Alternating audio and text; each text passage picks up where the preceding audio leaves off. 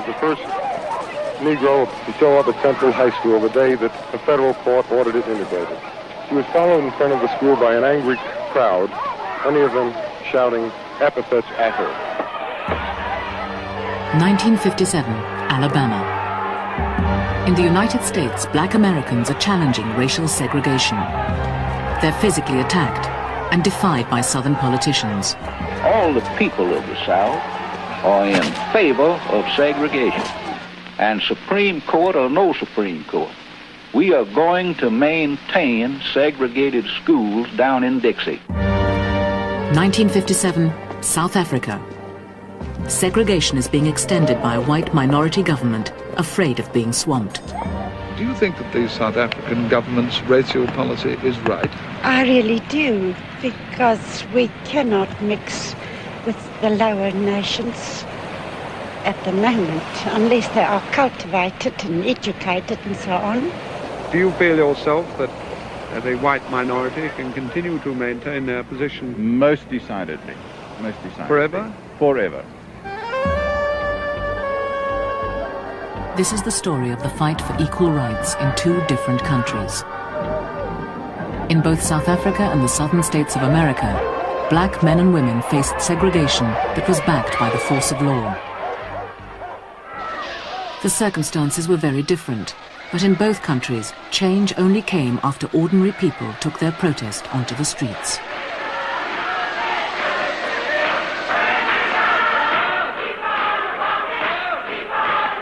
It took nearly 10 more years in the United States for blacks to achieve the same legal rights as whites. In South Africa, it would take nearly half a century.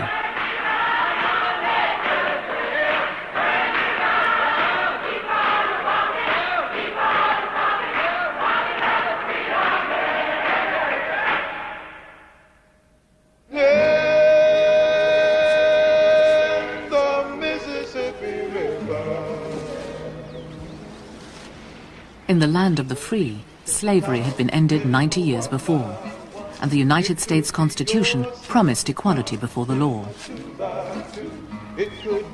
But in the 1950s in the South, where 10 million blacks lived, it was the state laws that counted. The daily lives of the black minority were governed by a mesh of local laws still enforced to keep blacks and whites apart. Into the river they go. 1957, it was government-sanctioned racism. You had formal barriers to jobs, to freedom of movement. The Constitution of the United States did not protect every citizen. People were starting to talk about integration, but white supremacists like the Ku Klux Klan played on popular fears of what it could bring. They want to throw white children and colored children into the melting pot of integration, out of which will come a conglomerated, mulatto, mongrel class of people. Both races will be destroyed in such a movement.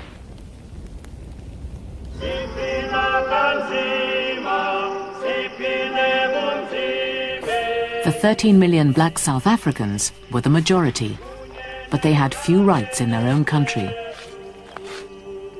3 million whites had the best land and the wealth, and blacks weren't allowed to vote. I think the natives left to the people who know how to handle them certainly is a fine fellow. I've had no trouble. I've been on this farm for 4 years now, and quite frankly, I haven't prosecuted one single boy. There was no need for it.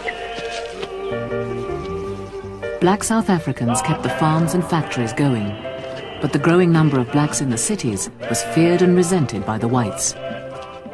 Christina Hadebi worked as a maid in Johannesburg. They wouldn't let me use their plates and cups. I had my own enamel plate and an empty tin can as a cup. There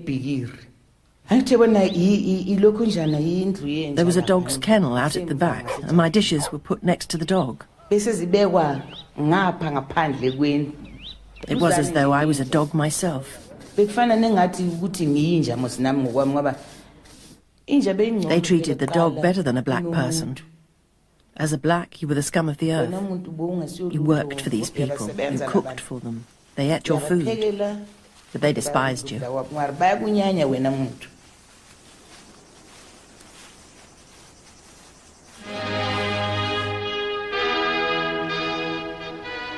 Ek is 'n Afrikaner. My verhaal is die verhaal van 'n nuwe volk met 'n nuwe taal op nuwe bodem ontstaan. The majority of the whites were descendants of Europeans who'd settled in southern Africa 300 years before.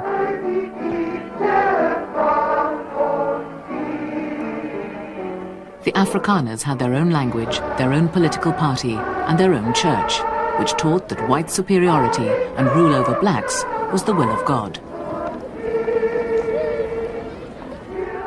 Nico Smith was a theology student and a true believer. They were the inferior people. They were the strange people. They had a different culture. And I also, to a certain extent, believed that they were the cursed people, of whom the Bible says that they were the descendants of Ham, and they were cursed. And so they must be the laborers. And I couldn't imagine that one should ever really associate with them or even touch them. When the Afrikaner National Party won power in the 1948 election, they gave discrimination the force of law. The all-white parliament passed a series of measures that extended segregation, institutionalizing white supremacy into a system that became known as Apartheid.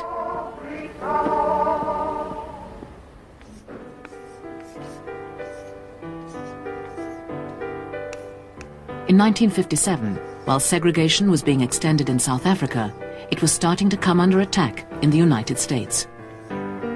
Arguing that the US Constitution rendered local segregation laws illegal, black Americans got the US federal courts to order schools to integrate. No blacks had ever been to the Central High School in Little Rock, Arkansas. But 9 children became a test case to break the color bar. Ernest Green was one of them. It was, at that time, the premier high school in the Mid-South. It always turned out large numbers of merit scholars, but it was a barrier. It was something that because I was a black kid, I could not attend there.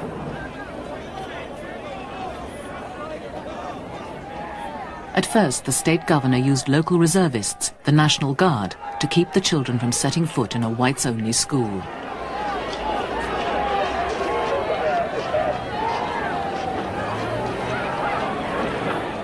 Under pressure from Washington, he finally agreed to let them in.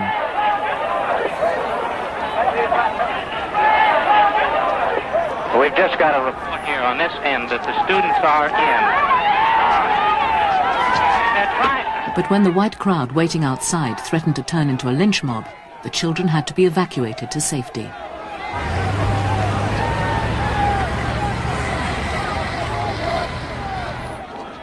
Next day, President Eisenhower sent in the US Army to clear white objectors from the street and restore order. 16-year-old Ernest Green tried to go to school again, this time with an armed escort. We were in a station wagon. In the front was an Army Jeep with a machine gun mount. The Jeep let us out. We got out. A cordon of soldiers surrounded us. We went down this walk, up those steps. It really was an exhilarating feeling that you had finally accomplished something. You could see the cameras and the people across the street, and that all of it was focused on the 9 of us going to this school. It was the realization that this was not the end, this was just the beginning. Little Rock was a symbolic victory, though thousands of schools stayed segregated.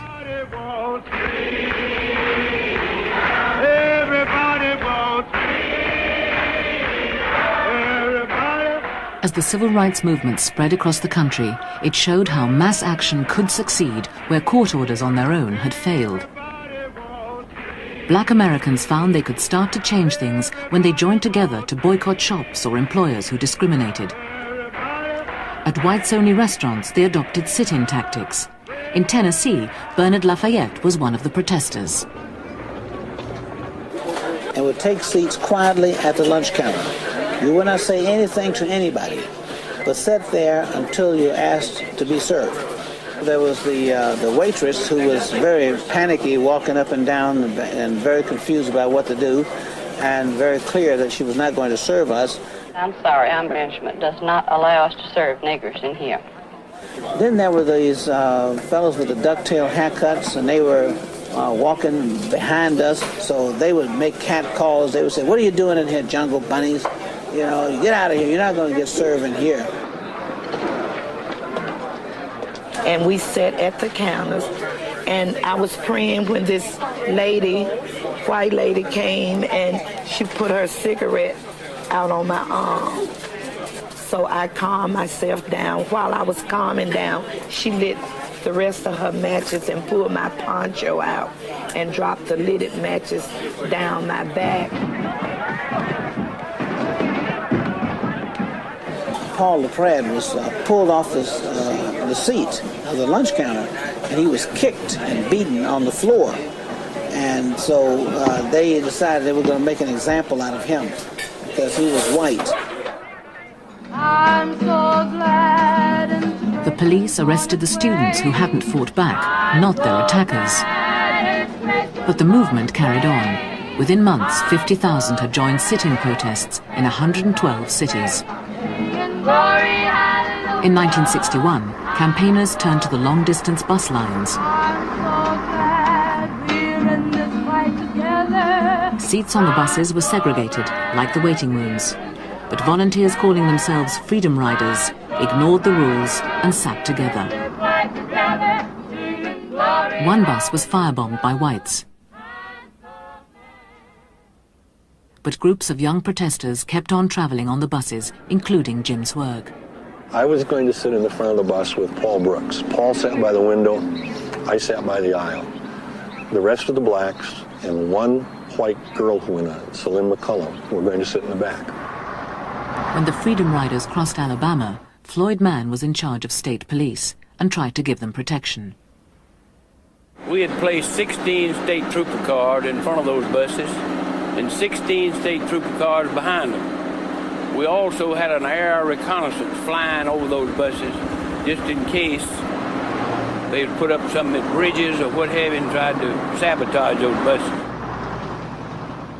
But at Montgomery, another police force from the city was meant to take over. All of a sudden, as we got to the city limits of Montgomery, Alabama, all of the protection faded away. No more state troopers, no more helicopters. As they drew into the bus station, a crowd appeared. They sat on the bus for a little while, and I saw the mob begin to just build, just like a kind of a river, you know, just growing. You could see things in their hands, hammers, chains, pipes. It was a frenzy. They just went, wow. I'd get the nigger lover. I mean, I was the only white guy there. They were screaming and hollering, and their faces were all frowned up until they grabbed Jim Swerg. And they took him and they knocked him over the rail. And they picked him up and they knocked him over the rail again. They knocked his teeth out.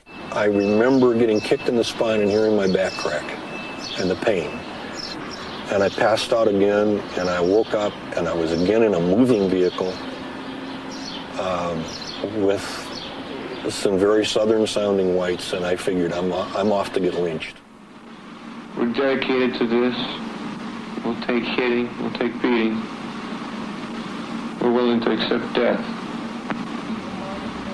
Segregation must be broken down. You're under arrest. And we're marching on. As the sit-ins and arrests continued, the civil rights movement gripped America. By 1963, over 36,000 people had been sent to jail for protesting segregation laws. Freedom Now movement, hear me. We are requesting all citizens to move into Washington, to go by plane, by car, bus, any way that you can get there. Walk if necessary. Come on. To freedom, the land. Come on. We're marching on to freedom. In August that year, 250,000 people, black and white, came to Washington to demand a civil rights act that would finally guarantee their freedoms.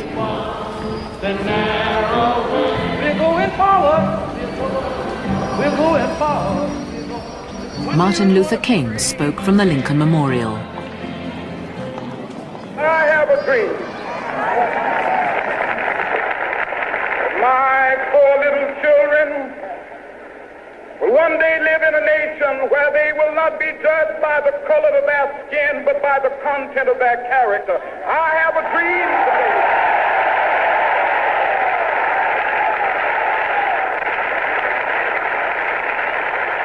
I have a dream that one day, down in Alabama, little black boys and black girls will be able to join hands with little white boys and white girls as sisters and brothers. I have a dream today.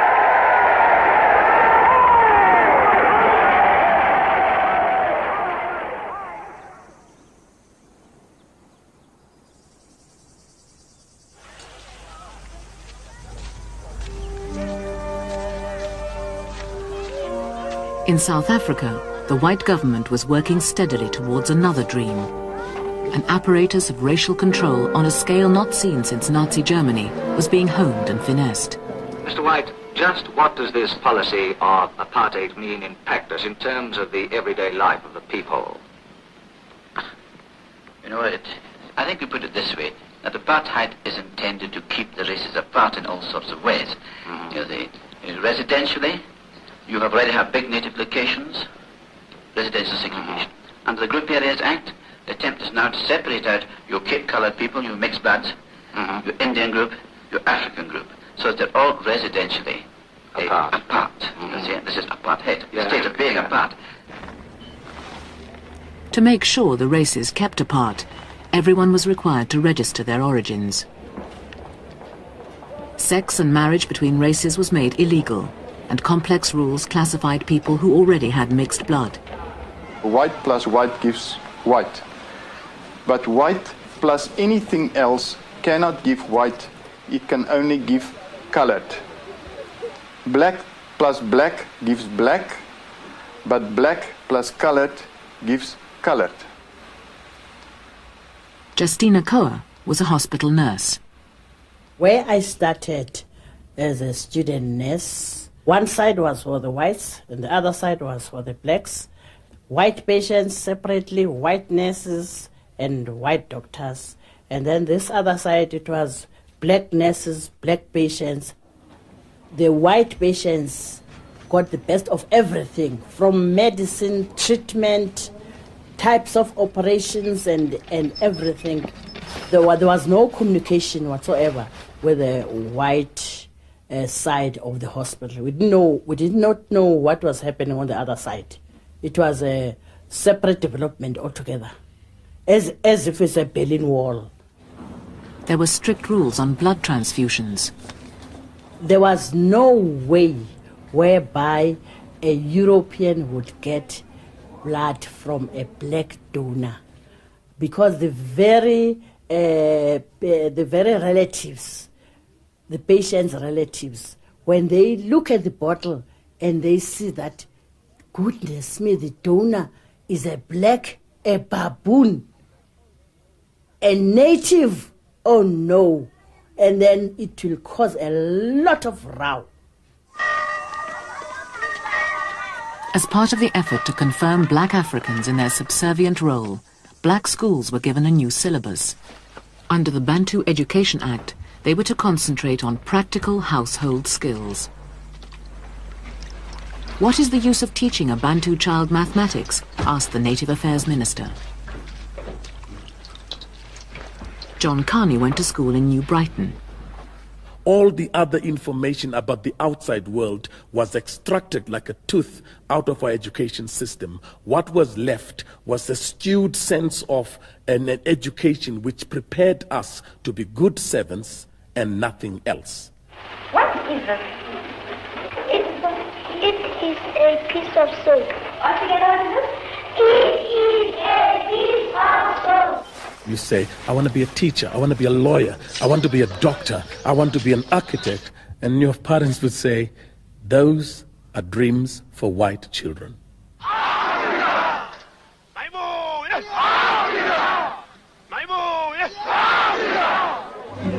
In Johannesburg, there was staged last weekend the first move in a campaign that may lead to civil disobedience. Thousands of colored people went to attend a protest meeting called by the African National Congress. Resistance to apartheid was difficult and dangerous, but the long-established African National Congress called a campaign of mass civil disobedience. In 1955, the ANC published a Freedom Charter which proclaimed South Africa belongs to all who live in it, black and white. The government response was to arrest 156 ANC leaders and charge them with high treason. The trials lasted 5 years. Meanwhile, to ensure the physical separation of the races, non-whites were told where they could and couldn't live. Black settlements within white areas, termed black spots, were to be cleared and their people shifted out.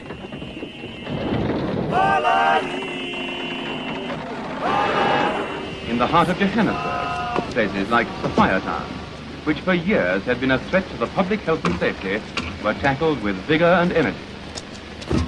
It was alleged that the Bantu were dissatisfied and would refuse to move. In fact, they were happy to get away from these plague spots where they had been obliged to live in thousands.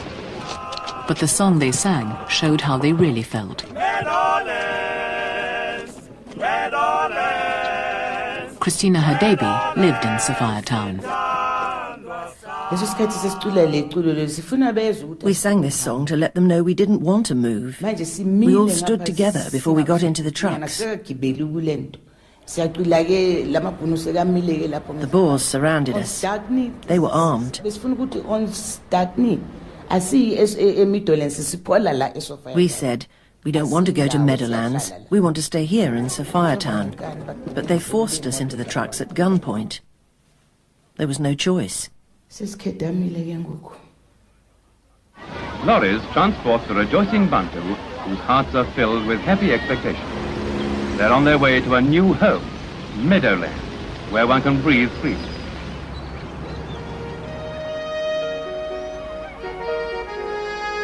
The new townships outside the cities were to be the dormitories for black workers. And a new regime, the pass laws, was used to control their movements. To enter a white area, they needed a special stamp showing they had a job. All non-whites over 16, men and women, had to carry passes at all times. This book was the only book which involved the life of a black person in South Africa. If you haven't got this book, you are nothing. It controlled the life of everybody. It controlled your work. It controlled your movement. It controlled your life as a whole. Without this book, you were nothing. Any black South African could be arrested if caught without a passbook. Bongeni Dlovu was working in Johannesburg. I couldn't really understand the police because they spoke Afrikaans. But all they'd say was, Kaffer, come here.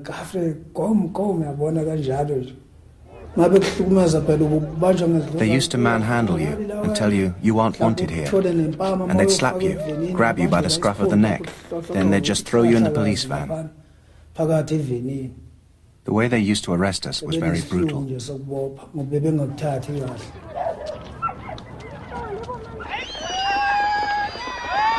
1960, a fresh wave of protests were aimed at the pass laws. There was a meeting to which we were all called to discuss these passbooks.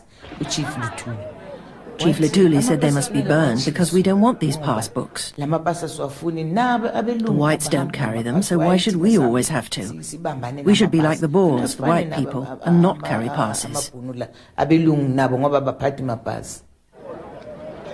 Thousands were prepared to take the consequences of burning their passes and joined the demonstrations.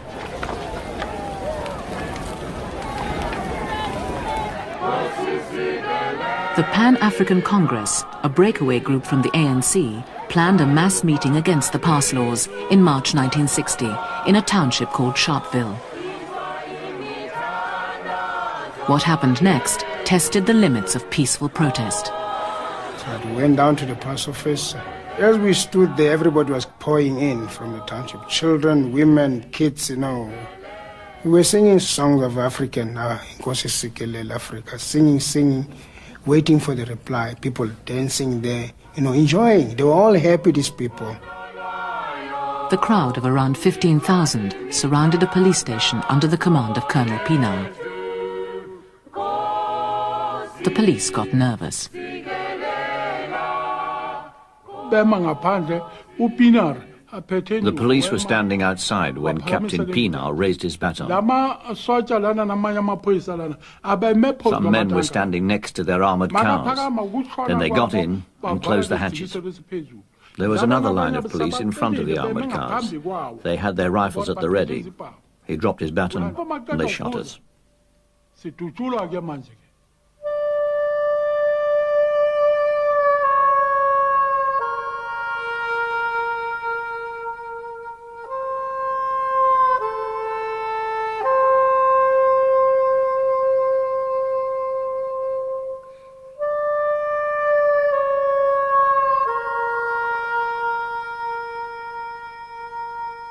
After quite a while, everything was quiet. I pick up my head and I look around, I find everything is quiet. I find everybody, bodies are laying down there. My uncle died there, my younger brother, and my sister. Those are the people who died there. I've lost people that I loved and people that I needed them. Sometimes when I sit down, I find my things are not going right. I say, if my mother was here, my uncle was here, maybe things would have went right.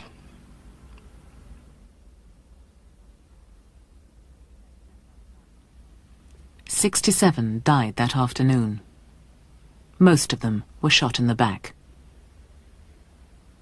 There are many people who feel that it is useless and futile for us to continue talking peace and non-violence against a government whose reply is only savage attacks on an unarmed and defenseless people.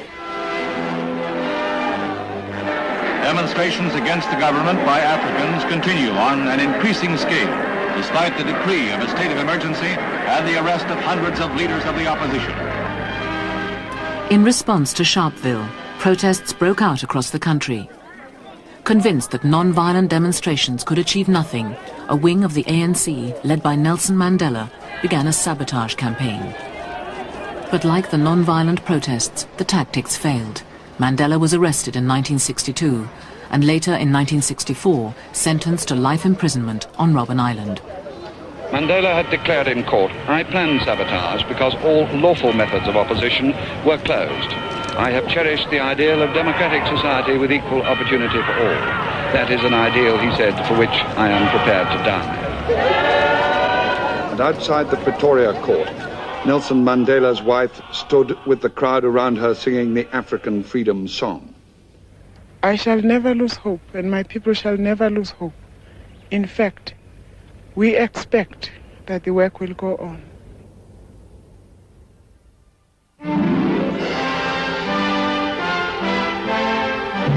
Congress passes the most sweeping civil rights bill ever to be written into the law, and thus reaffirms the conception of equality for all men that began with Lincoln and the Civil War 100 years ago. In 1964, the same year Nelson Mandela was sentenced to prison, the Civil Rights Act introduced by President Johnson gave black Americans a real advance. This Civil Rights Act is a challenge to all of us to go to work in our communities and our states, in our homes and in our hearts, to eliminate the last vestiges of injustice in our beloved country. The Civil Rights Act outlawed racial discrimination in all public places and gave black Americans the clear legal rights they'd fought for.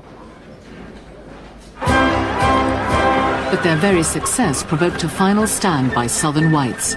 Alabama's Governor George Wallace led the fight against an integrated America. I draw the line in the dust and toss the gauntlet before the feet of tyranny, and I say segregation now, segregation tomorrow, and segregation forever.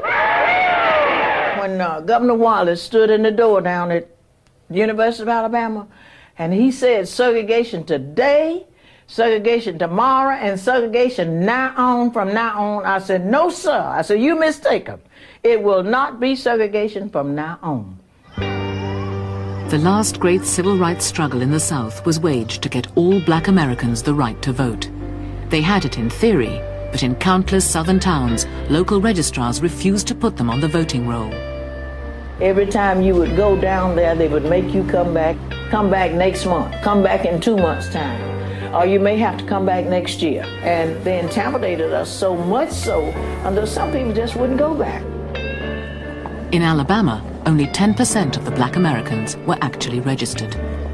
The number one trick was to ask questions that no one can answer, like how many bubbles in a bar of soap, right? They asked blacks that, but they didn't ask whites that. So you asked impossible and stupid and inane questions of people you did not want to vote, knowing that these had no answers. On this side, now right here you interpret, in other words, you tell what it means. Just write your meaning, your understanding of it. Can you explain the Constitution? Can you tell us what the Constitution means, every word of the Constitution? Well, we didn't know. It did not matter whether you had a PhD degree or no degree. They just would not register Negroes. Selma, Alabama, was a center of white resistance and obduracy. When a group of teachers tried to present their case at the registration office, they were stopped by Sheriff Clark. This courthouse is a serious place of business. You seem to think you're taking it for just to be Disneyland or something on parade. Do you have business in the courthouse? We just want to pass. Do you have any business in the courthouse? The only business we had was to come by to the Board of Registers to register. The Board of Registrars is not in session this afternoon, as you were informed. You came down to make a mockery out of this courthouse. We're not going to have it.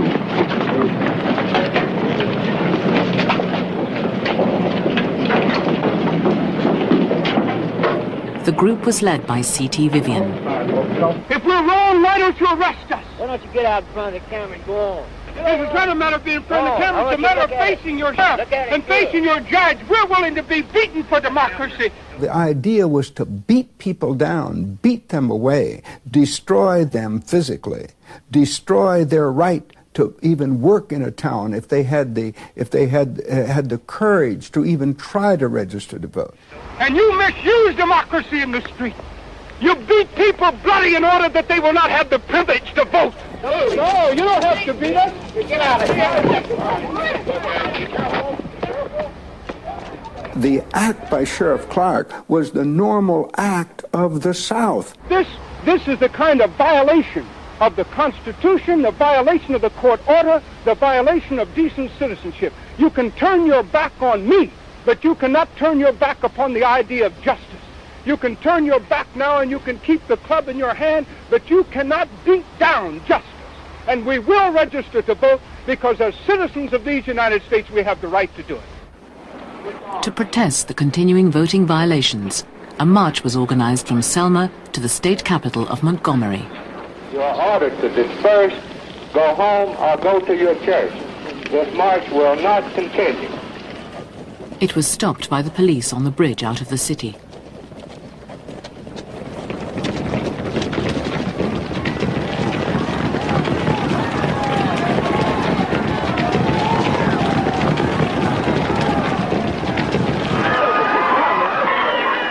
Television showed the scenes across the United States.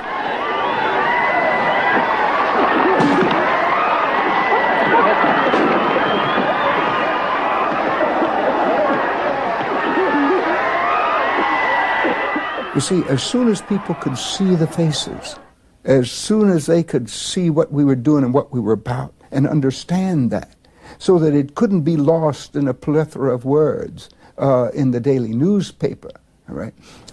Then they could see it. It was obvious. This must stop, and full rights must be given to all of our citizens. Civil rights workers rushed in from across the country. The president pledged his support. And with all of America watching, a column of 3,000 marchers made another attempt to cross the bridge out of Selma. There would never be such unity and optimism again. Though black Americans still faced poverty and individual prejudice, it was the high point of the civil rights campaign.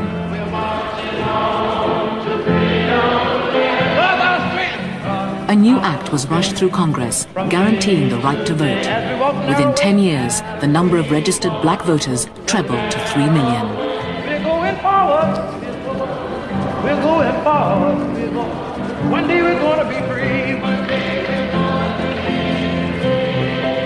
In South Africa, the news from the United States was an affront to staunch Afrikaners like Nico Smith. They've allowed the black Americans to come and live amongst them. And they try to tell them that they are equal, but they are not equal.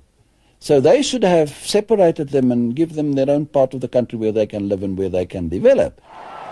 South Africa was now moving beyond simple segregation to completely separate development. The guiding genius was Hendrik Verwoerd. Our policy is one which is called by an Afrikaans word apartheid. And I'm afraid that has been misunderstood so often. It could just as easily and perhaps much better be described as a policy of good neighborliness.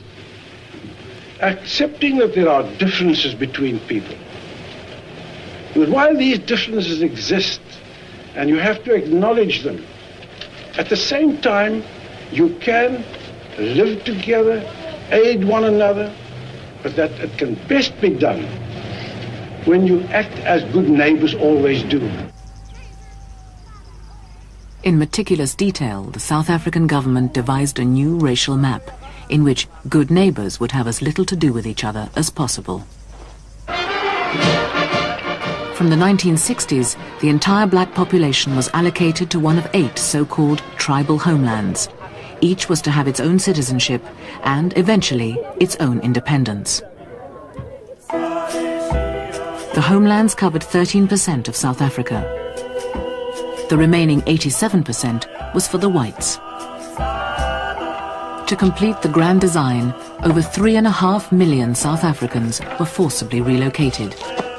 Bongeni Ndlovu was deported from Johannesburg to the KwaZulu homeland in Natal.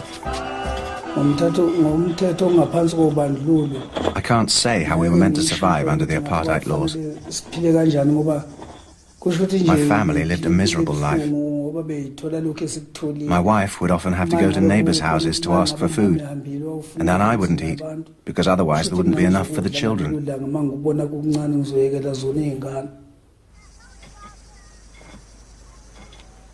The homelands were used as a vast labor recruitment camp for white South African employers.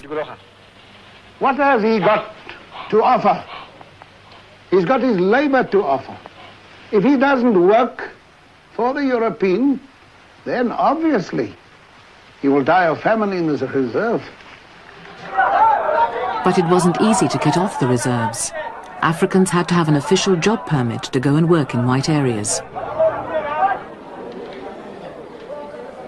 And those who did were billeted in overcrowded and primitive township hostels, treated as outsiders, foreigners in their own land. The conditions black Africans were living under began to disturb even some of the government's own supporters, including Nico Smith.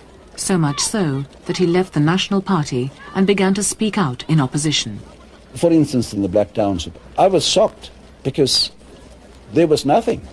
There were no cinemas, no proper shops, no cafes, no playgrounds for children, no recreational opportunities. And every night I saw these thousands of black people streaming into the township, and in the morning they stream out again. So it was actually only a slave camp, you can call it.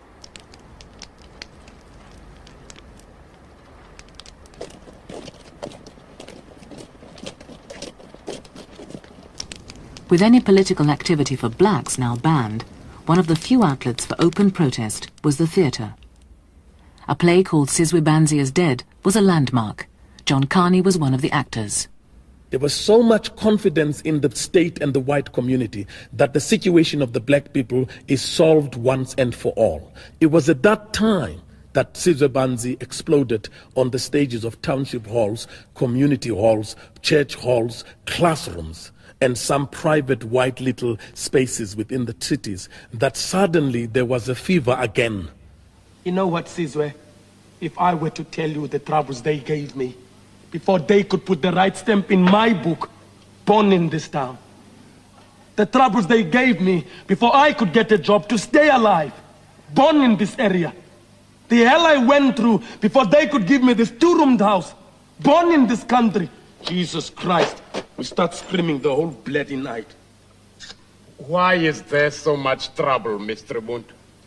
We knew that this has become a powerful political weapon in educating our people, in informing our people, in giving our people back their own voices, in giving them the confidence to stand up and talk about it. For the first time, people in shebeens, in schools, in churches began to refer to these issues, not necessarily the play itself, but to talk about the plight of the black people under the plus laws.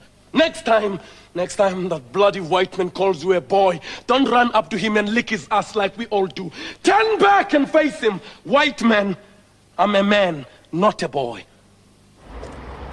In 1976, open opposition surfaced again, sparked by a change in the schools. Okkie is diep in gedagte terwyl hy hankend aanstaap skool toe. The government said that from now on, all lessons would be taught in Afrikaans, the language of apartheid. Afrikaans was difficult as a subject.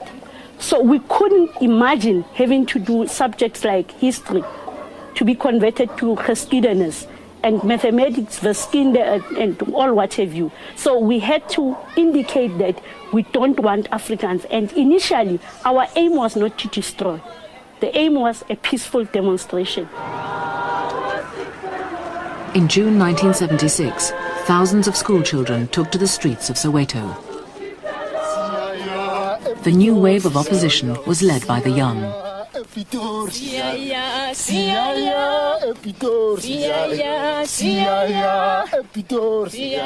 Suddenly, a tear gas went off.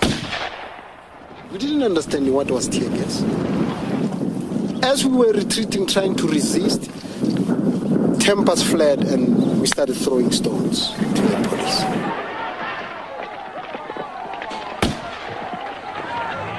Nurse Koa's daughter was caught up in the violence. And the children were around there and running away, running this way. And all these mothers from here, they would stand outside here and cry, stop, stop shooting our children, stop shooting our children. And the children were running all over here and coming to our houses and hiding themselves.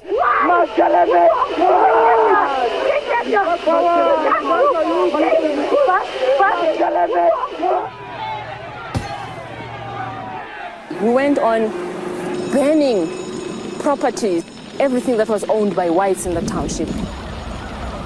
Post office, municipality office, it was just a target because it was the government's thing, so we had to destroy all those. We went to those shopping centers which were like on fire and were looting, and to us is we were taking what belonged to the white men, what belonged to the system. Hundreds of young people now crossed the borders to join ANC guerrillas training abroad.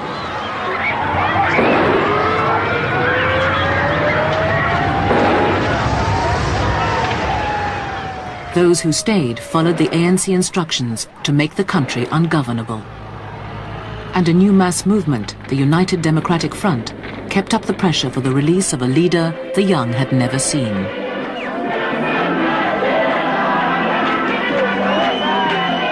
We know Mandela. He's a leader, he's not a terrorist, and he shall never be one. But as long as the government does not want to release Mandela, there shall be no peace in this country. Mandela must be released unconditionally, and with all the political leaders must be released. As the government held out, South Africa became an international pariah. One by one, foreign companies withdrew investment, and foreign governments imposed sanctions on trade. Within the country, militant trade unionists staged a series of political strikes. Tournament Vusani was in the car workers' union. I told my wife and my son, look, we are at war now. So we've got to make sure that we don't use too much money. The only thing we should do now is to buy basic food in order to save so that we can survive. Because we don't know how long this struggle will take. And it might end up with us losing our jobs. So you must expect that. The strikes began to take their toll. Tournament Vusani lost his job. Sacrificing that much has something in return that will happen to the one who's oppressing me, forcing him to give up. Faced with a crippled economy, the government began secret talks with the ANC. Then a group of white businessmen met ANC leaders in exile. I think we found enough ground between us to make the prospect of further talks quite valuable, I think. In 1990, the government responded to the mounting pressure for the release of Nelson Mandela. President F.W. de Klerk spoke at the opening of Parliament. The government has noted that Mr. Nelson Mandela has declared himself to be willing to make a constructive contribution to the peaceful political process in South Africa. I wish to put it plainly that the government has taken a firm decision to release Mr. Mandela unconditionally. With Nelson Mandela's release on the 11th of February, South Africa seemed on the way to a black majority government. It was news most black South Africans had thought they'd never hear. I don't know what can I say, man. I'm so happy. I'm very, very happy. I feel like a drunkard. I am so happy that I feel drunk. I didn't drink to celebrate. I only had my tea and my cigarettes. But in my soul, I was overjoyed because we had done this thing now. And now we were going to move on.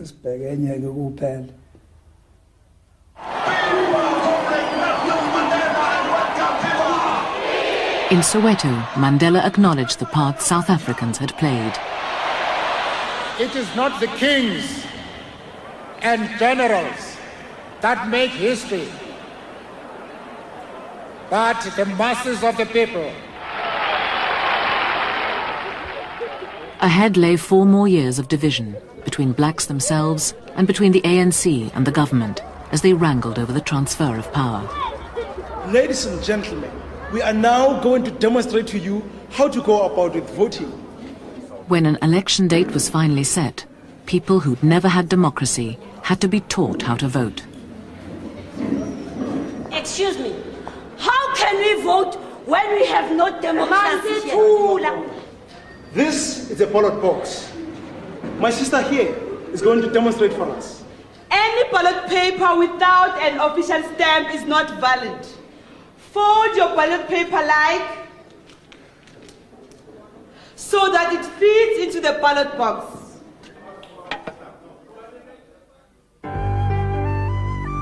On April the 26th, 1994, they could exercise that right for real. We didn't sleep because we felt if we slept, we'll be late, because a lot of people were going to the voting polls.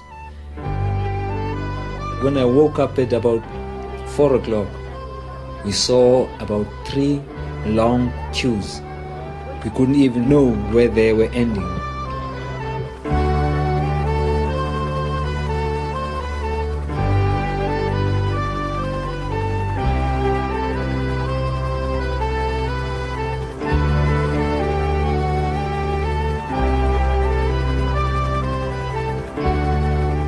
It was as even a dream.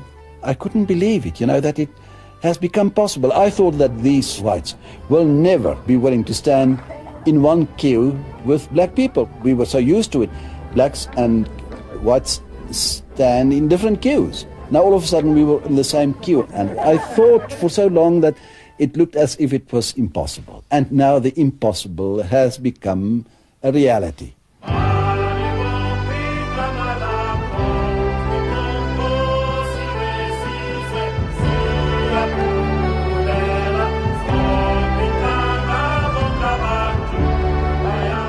When you were alone in that little box, it was like you were in heaven already. And then when you had to take separately, it was so funny. And you wouldn't, you thought, it's me voting, my hands voting for whoever I want to vote for. Really, it was wonderful. Unforgettable. With 18 million people entitled to the vote for the first time, an overwhelming majority swept Nelson Mandela and the ANC to power.